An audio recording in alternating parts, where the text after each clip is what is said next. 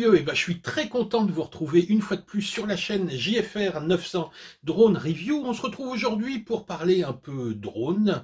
C'est l'hiver, il fait pas beau, on cherche où voler parfois à la maison. Si vous avez la chance d'avoir un gymnase, on vole en gymnase, mais c'est pas toujours le cas. Alors on est à la recherche d'un petit appareil sympathique, et aujourd'hui je vais vous présenter, tadam, le Mobula 6 de chez Happy Model. Alors Happy Model, évidemment, on les connaît bien, ils nous ont fait pas mal de modèles. Oui, non, je sais, c'est nul. Il fait suite à celui-là que vous connaissez, le Mobula 7.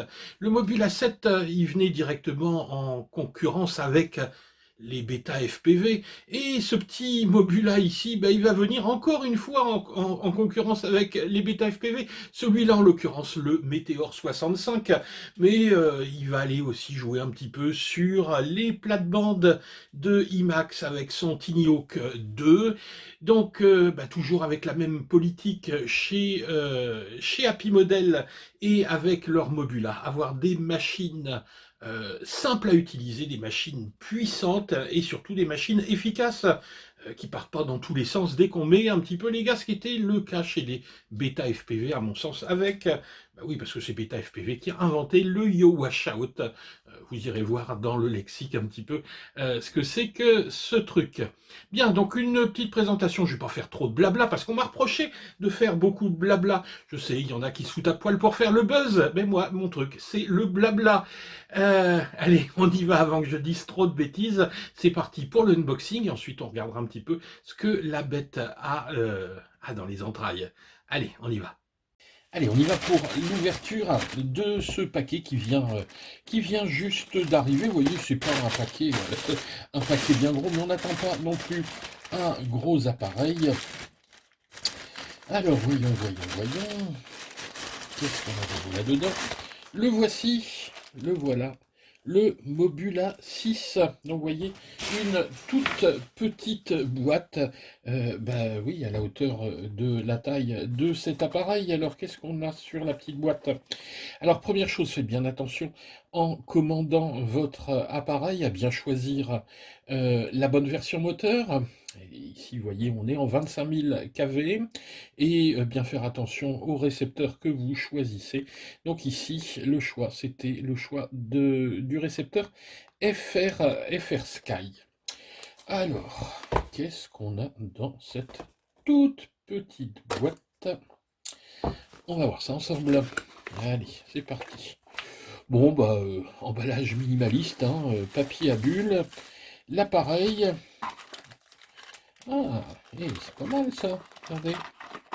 Il nous file ici quatre petites batteries. Je vous rappelle, c'est un appareil en 1S. Donc, on va pouvoir faire ici, déjà d'entrée, 4 vols avant de racheter des batteries. Mais visiblement, d'après ce que j'ai lu, les vols sont relativement courts, d'autant que la version que j'ai choisie ici, c'est la version qui consomme le plus. Alors après, du classique, un petit tournevis, des vis, des petites hélices de rechange, le petit chargeur USB qui va bien si vous n'êtes pas encore équipé d'un chargeur 1S, mais ça, franchement, si vous avez des appareils 1S, évitez d'utiliser ça parce que pour bousiller les batteries, il n'y a quand même pas mieux. C'est pas très très précis, mais enfin, ça fonctionne. Bon, mais si vous voulez vraiment faire durer un maximum de temps ces batteries qui sont déjà très fragiles à la base, utilisez un petit chargeur dédié à un S. Je vous mettrai un petit lien si ça vous intéresse, si vous êtes intéressé par ce type de chargeur. Mais enfin bon, ça pour commencer, ça fait le taf.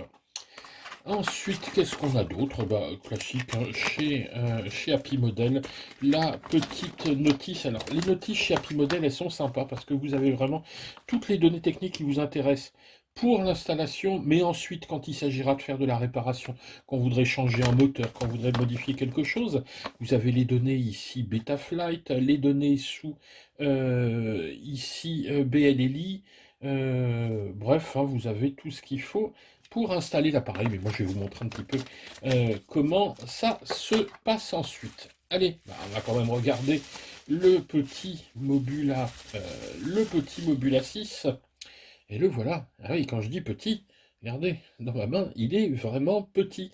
Moi, c'est ce que je recherchais. Je recherchais vraiment un petit appareil, mais vraiment le plus petit possible. Et bien là, je suis vraiment servi, hein. On testera ça en vol indoor. Bon, je vous en dis pas plus, voilà, hein, on a vu un petit peu ce qu'il y avait dans la boîte. On va regarder tout de suite les données techniques. Je vais vous reprendre tout ça, puis on va regarder un petit peu ce qu'il y a dans la bête. Ensuite, on passera au paramétrage rapide, hein. Je vous mettrai mon Betaflight, et puis surtout, ce qui m'intéresse, hein, on va les voler. Allez, c'est parti. Allez, on va regarder un petit peu maintenant plus en détail les caractéristiques techniques de ce Mobula 6. Alors, la première chose, effectivement, on me l'a demandé, c'est, on va essayer de faire une petite comparaison par rapport à son grand frère. La première chose qu'on voit évidemment, c'est la différence de taille. Je vous ai pris quelques petites photos pour faire les comparaisons. Ici, on a un appareil de Mobula 6 qui a un anthrax donc de 65 mm, alors qu'on avait ici 75 sur le Mobula 7. On a un appareil ici qui est vraiment tout petit, hein. C'est vraiment ce qui est génial. Vous allez le voir en vol dans la maison, ce truc-là, c'est rigolo comme tout, c'est d'une grande précision. Donc je vais revenir souvent là-dessus, mais c'est sa taille. Moi, je l'ai choisi vraiment pour sa taille. Petit, mais mouse costaud. Donc on a une taille complète, si on prend les protections, de 80 sur 80, pas 80 mètres, hein, 80 mm, 8 cm sur 37 de haut, alors qu'ici on avait quelque chose d'un petit peu plus grand. On était quasiment à 100, on était à 98 sur 98, je dis pas de bêtises, sur à peu près la même, oui, il est à peu près aussi haut, 36, 37 de hauteur. Donc la première chose, c'est la différence de taille, la différence de poids également n'est pas énorme, on a 20 grammes là, on a 25 ici. Donc voilà les différences, les premières différences qui sautent aux yeux. On aura des différences également au niveau des hélices, hein. Je vous mets une petite photo. Par contre, vous allez voir une ressemblance au niveau des moteurs. Celui-là est bien plus petit, mais en fait, on le verra tout à l'heure, ce sont quasiment les mêmes moteurs que sur le Mobula 7. Il y a juste le KV qui va changer ici. Alors, que dire de ce Mobula 6? Comment ça a évolué depuis le Mobula 7? Eh bien, on y reste un petit peu dans la même philosophie. Tout d'abord, le choix d'une carte qui est une carte tout en un, all in one, mais là, vous allez voir par rapport au Mobula 7 où on avait le VTX séparé, ici on a carrément, c'est tellement all in one que même le VTX est intégré dans cette carte de vol. Alors cette carte, c'est une Crazy Bee F4 FR parce que moi ici c'est du FlySky, mais elle existe aussi en Crazy Bee F4 FS pour le Fly Sky. Alors, que dire de ce type de carte? Il y a du pour, il y a du contre. Moi, honnêtement, je déteste ça. Je déteste ces cartes-là. Pour quelle raison? Mais dans cette carte, qu'est-ce que vous avez? Vous avez le contrôleur de vol, vous avez les ESC, vous avez le VTX et vous avez le récepteur. Alors imaginons, pour une raison X ou Y, vous grillez juste un des 4 ESC. Eh bien c'est bon, vous pouvez changer toute la carte est à changer. Et pour un appareil qui vaut, je sais plus, hein, qui vaut 65 euros, j'ai plus les prix en tête, vous irez voir, la carte vaut 41 euros quand même. Bah oui, c'est pas rien. Donc autant dire, bah, racheter l'appareil complètement, ça vous fera des pièces détachées pour les crashs qui suivent. Donc ça, c'est vraiment à prendre en compte, surtout si vous êtes un peu poissard et qu'il vous arrive toujours des soucis avec les ESC. Pensez-y parce que le jour où ça grille, il faut tout changer. Moi, j'ai eu des soucis sur certaines cartes comme ça et ça a désespéré de faire le changement. Après, gros avantage, c'est qu'évidemment, quand vous allez faire le changement, c'est super facile. Vous avez ici 4 petites prises pour le moteur et sur le côté ici, alors je ne sais pas si on arrivera à la voir, mais une petite prise pour la caméra et c'est tout. hein. Donc il y a 5 petites prises à débrancher et à rebrancher, 4 petites vis à changer, et ça y est, l'appareil est reparti. Donc voilà pour la carte de vol, donc des avantages et puis des désavantages. Alors, par rapport aux éléments de cette garde de vol, de cette carte de vol, on peut commencer tout d'abord à parler du récepteur. Le récepteur existe évidemment en FrSky et en FlySky. Sur la fiche produit, quand vous lisez la fiche produit, on vous indique qu'on peut le binder en D8, ce qui est exact. Alors ils vous disent évidemment c'est compatible avec les versions EU, LBT, les versions Europe des radios FrSky. Bah oui, forcément, en D8, tout est compatible, hein. Mais ce qu'on vous dit pas, c'est que vous avez une deuxième possibilité, c'est de le binder en D16. Alors dans ce cas-là, il n'est alors plus compatible qu'avec les radios de type international. Si vous avez une version Europe, vous ne pourrez pas le binder en D16. Donc il y a deux possibilités, elles sont pas mises sur la fiche produit, mais vous retrouvez ça sur la notice, et en lisant la notice que j'ai vu ça. Les ESC sont 4 ESC, je crois que c'est les mêmes que sur le Module A7, 4 ESC de 5 ampères avec 6 ampères en pic pendant 3 secondes. Le VTX est classique, c'est du 25 milliwatts. Et oui, on aurait bien aimé du 100 milliwatts, mais bon, on n'est pas censé avec ce genre de petit appareil d'aller voler 1 kilomètre. Et même en terrain dégagé, 25 milliwatts, vous pouvez aller à 100 mètres, 150 mètres, il n'y a pas de souci. Il y a le Smart Audio, c'est-à-dire qu'on va pouvoir contrôler toutes les fréquences, etc. depuis la radiocommande et le masque. Vous verrez toutes les indications dans le masque et vous pourrez changer les canaux du VTX. Donc ça, c'est l'intérêt du Smart Audio. Ensuite, les moteurs. Les moteurs, des petits moteurs qui existent ici en deux puissances, enfin deux puissances, je ne sais pas si on peut dire puissance, mais sont des 0,8, 0,2. On avait déjà des 0,8, 0,2 sur le Mobula 7, sauf qu'ici on a des KV qui sont bien plus élevés. Alors pourquoi plus élevés? On était à 16 000 sur le Mobula 7, mais le Mobula 7, je vous le rappelle, tournait en 2S, 1S et 2S. Donc on avait un KV un petit peu plus faible. Ici, on a deux possibilités, c'est au choix quand vous le commandez, soit en 19 000, soit comme moi je les ai pris en 25 000. Mais attention, on ne va tourner qu'en 1S. Donc c'est vrai que le KV est plus fort, mais le nombre de volts va être un petit peu plus faible. Donc on va se retrouver quasiment avec la même puissance que les moteurs sur le Mobula. Avec évidemment, le seul petit souci, c'est qu'on n'aura pas des batteries en 2S. Donc je pense que ça va quand même tirer sacrément sur la paillasse de nos petites batteries en S. Et je commence à comprendre pourquoi les batteries ils en ont donné 4. Parce qu'à mon avis, ces batteries-là, ça va être du consommable, hein. J'ai déjà fait 2-3 petits vols d'essai, ça chauffe bien, hein, croyez-moi, quand on tape dedans, ça chauffe bien et la durée de vol est pas énorme. Ben oui, évidemment, c'est le revers de la médaille. Donc, on tourne en S, mais on aura un petit peu moins d'autonomie. Et puis, les batteries sont un petit peu fragiles, mais ça s'achète par 10, hein. Ça, moi, je les achète par lot de 10. On vous mettra un petit lien. Ça coûte vraiment pas cher. Il faut en acheter. Vous en achetez une vingtaine et vous êtes tranquille pour vraiment bien vous amuser avec cet appareil. Donc 4 petites batteries. Les batteries donc sont des batteries 1S. Elles ont un connecteur ici, je ne sais pas si ça fait le point, qui est un connecteur PH 2.0, sont des 300 milliampères et elles pèsent 8 grammes. Vous regarderez dans la fiche produit la taille, mais c'est assez standard, hein, sur tous ces appareils. Sur le Mobula d'ailleurs, vous pouvez récupérer les batteries. Si vous avez déjà un Mobula 7, vous pouvez récupérer les batteries du Mobula 7 et utiliser celles-ci pour aller sur le Mobula 7.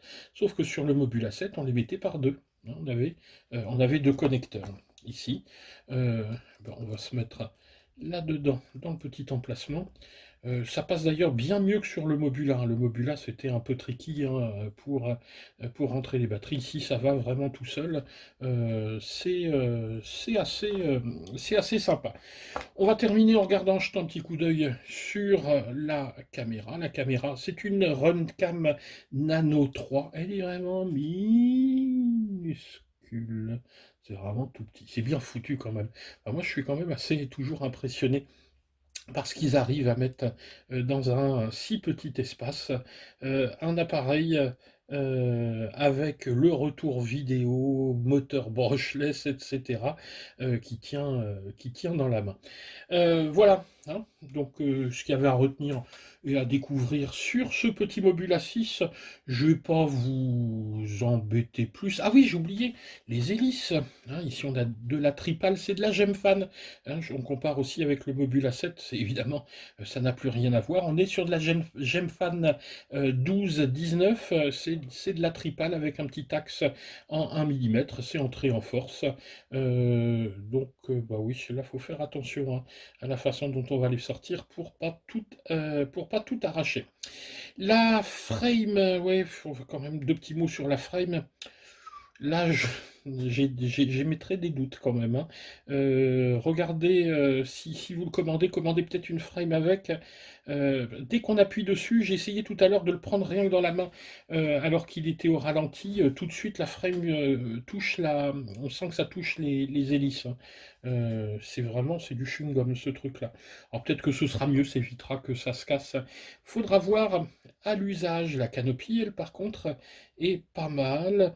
Déçu un peu par la fixation de la caméra.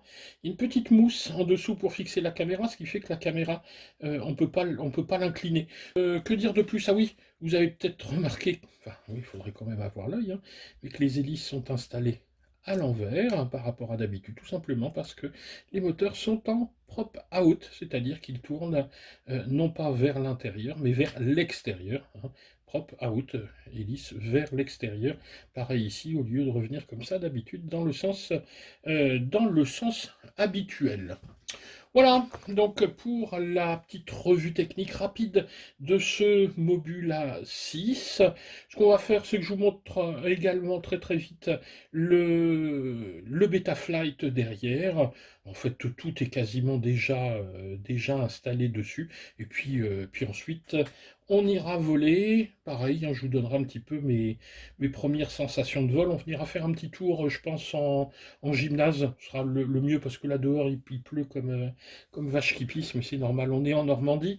Et puis je vous mettrai sur la vidéo un petit peu mes constatations, mes premières sensations de vol. Voilà pour cette petite vidéo rapide, j'espère que ça vous a plu. Si ça vous a plu, vous n'oubliez pas, hein, un petit pouce vers le haut, mettez-nous un petit commentaire si vous avez des questions, hein, pareil, en commentaire, on essaye de répondre le plus rapidement possible à tout ça. Et comme d'habitude, on vous met nos liens en dessous, ça, je suis désolé, mais c'est le nerf de la guerre. Allez, c'est parti pour Betaflight et ensuite, on va voler. Allez, ciao les gars! Allez, on va voir maintenant rapidement comment paramétrer Betaflight. Vous allez voir qu'il n'y a pas grand-chose à faire. On connecte le Mobula 6 sur l'USB. Voilà, c'est parti. On se connecte ici sur le COM3. Voilà, tout fonctionne. Donc on peut commencer par faire un petit calibrage de l'accéléromètre. Ça, c'est toujours bien de le faire. On place bien l'appareil à plat et on calibre donc l'accéléromètre. Tout est impeccable. Donc les ports sont déjà pré-réglés. On voit l'URT1 prêt pour le récepteur. Bref, là, vous ne touchez à rien, vous laissez comme ça. On voit ici que le Smart Audio est prêt, donc est installé sur l'URT2. On regarde ensuite le panneau de configuration. On est en D-Shot 600. Les moteurs ici seront activés à l'armement, c'est-à-dire qu'on n'a pas activé ici moteur stop. Pour un petit comme ça, vous pouvez mettre le moteur stop, c'est pas très très dangereux. Si vous mettez vos doigts dans l'hélice, il vous arrivera rien. Donc on a 4,5 ici pour la valeur minimum des hélices qui vont tourner au repos. Ici une petite particularité, c'est qu'on a un sens de rotation inversé des hélices. On est ici en ce qu'on appelle en prop out. D'ailleurs vous verrez quand l'appareil arrive, les hélices sont montées à l'envers. Donc les hélices à l'envers, le sens de rotation des moteurs à l'envers, et à l'envers plus à l'envers, ça fait à l'endroit. Ensuite, ici, la boucle de rafraîchissement pile et gyro étant 8,2. On peut monter un petit peu, mais c'est pas la peine. 8,2, ça fonctionnera très très bien comme ça. Le nom est inscrit. On a déjà ici les protocoles du récepteur qui sont inscrits. Alors attention ici, moi je suis en FrSky X parce que j'ai bindé en D16. Vous serez sûrement amené à binder en D8 et dans ce cas-là, il faudra vous mettre en FrSky D si vous êtes en D8 et en X si vous êtes en D16. Hein, voilà, donc ça c'est une petite chose à savoir. Donc essayez les deux hein, si vous avez peur de ne pas y arriver. Ici, je n'ai touché à rien.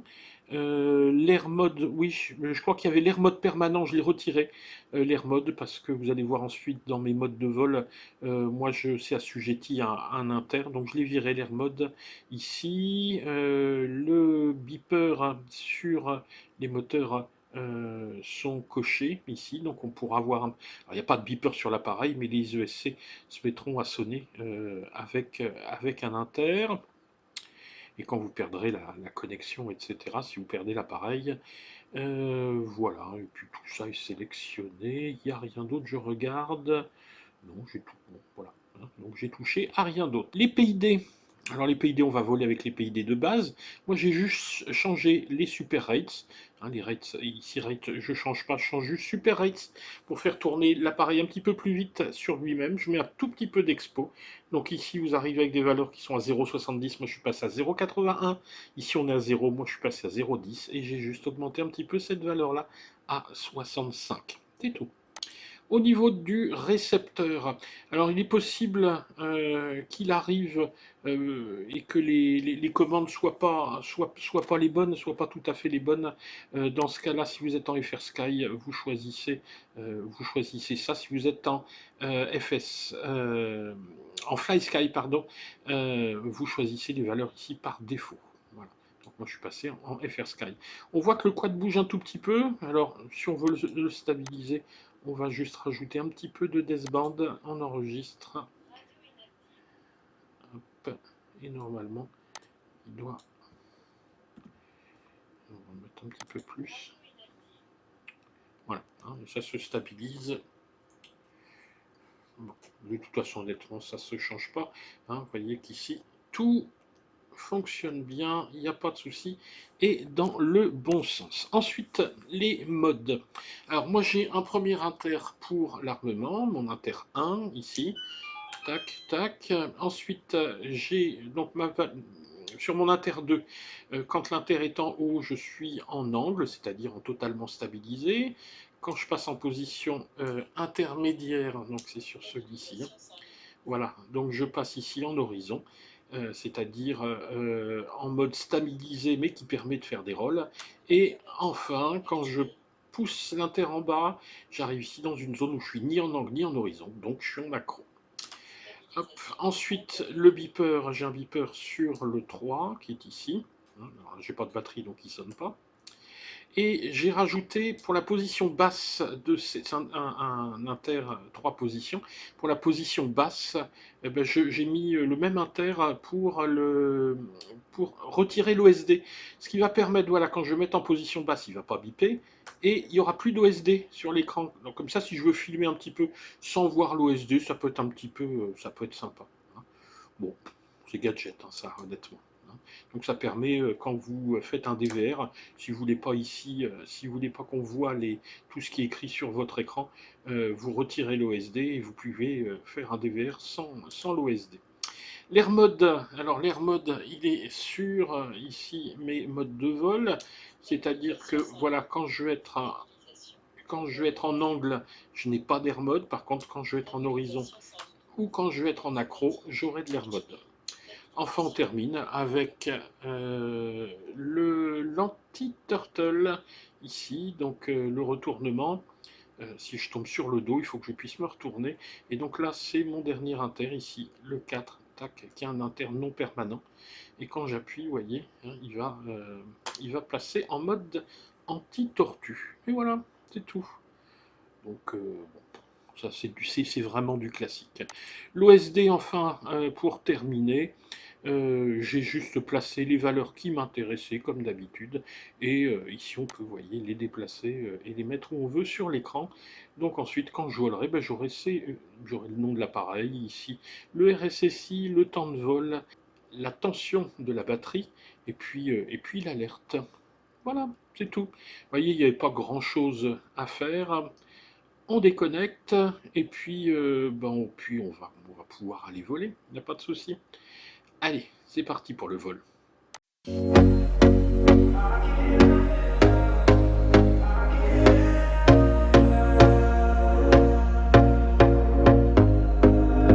Here we go again. Trying hard, but you wanna be my friend. Ain't no place to hide, ain't no one to run to. Here we go again. Call my bluff, I'ma be here till the end. I'm the one you ride, I'm the one you ride to. If you don't wanna change, ain't no place to hide, ain't no one to run to. If you don't wanna change, I can help you out, I can help you out, I can help you out, I can help you out, I can help you out, I can help you out. Here we go again. Time is up and I'm calling up my friends. Ain't no wonder why, ain't no one to ride to. Here we go again. Call me up and you wanna be my friend.